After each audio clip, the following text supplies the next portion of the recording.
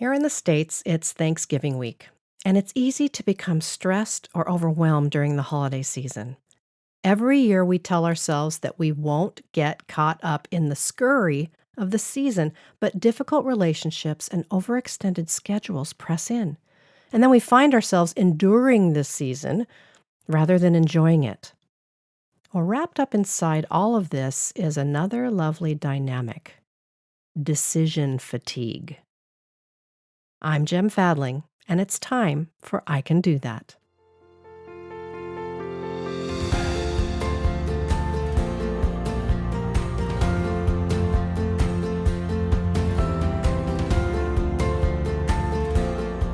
I know we are all tired of talking about the pandemic, but do you remember those first few months in early 2020? Yes, there was the fear of the unknown and the continual adjustments. But after the initial dust settled, I distinctly remember the emergence of an unexpected sense of calm. I believe part of that calm was because so many decisions were already made for me. Am I going out to dinner? No. What should I wear to that event? Oh yeah, there is no event. What about getting together with friends? Nope, no one's getting together. Do I accept that speaking engagement? Well, no, because everyone postponed their events. Bringing ourselves to current day, think about how many decisions we make on an ongoing basis. One early set of decisions in our life is this: what house do I live in? Do I marry? If so, who? What city do I move to? What job do I take? Where are my kids going to school? Where should I retire? Another set of decisions: who do I vote for? How do I manage the ongoing dynamics of world issues? And how do I keep up with everything else?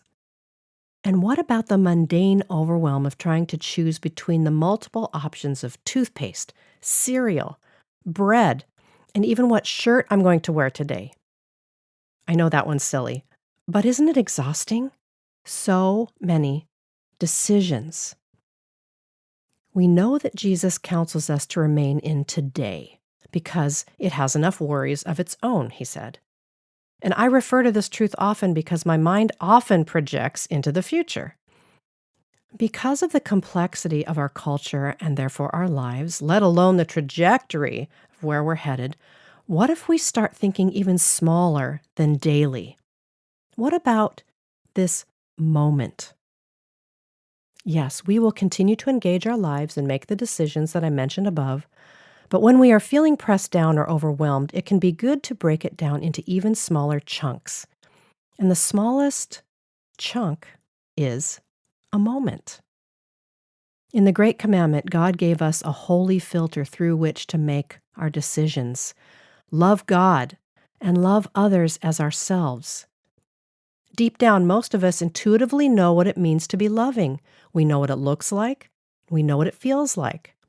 And the time for receiving and giving love is in this moment, the moment you are currently living.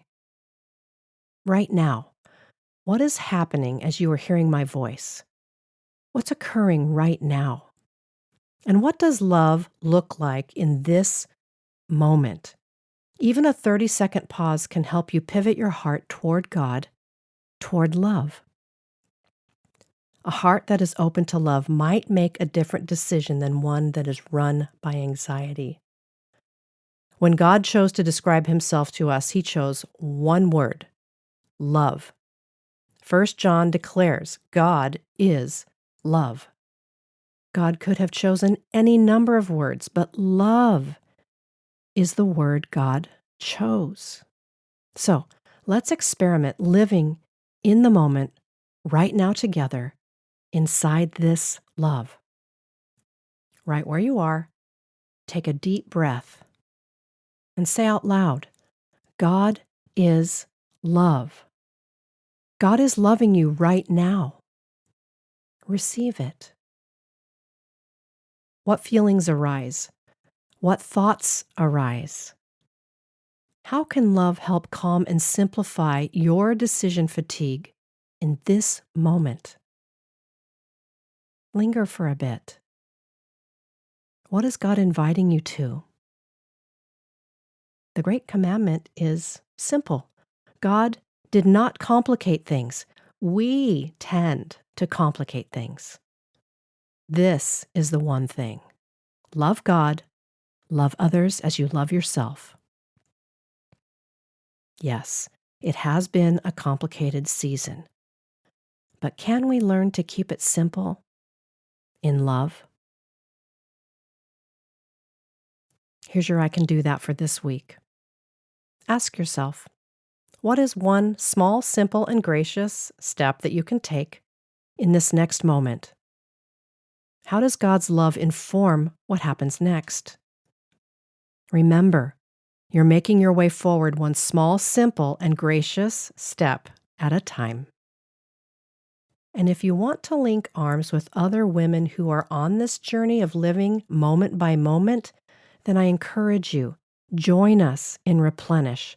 It's online coaching and community for women. Don't go it alone. Don't let more time pass before you begin to prioritize your own soul care and receive the support you need to grow in all the major areas of your life.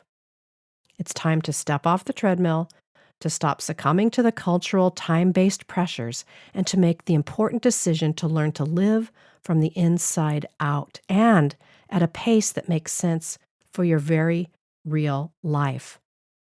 The pace of transformation.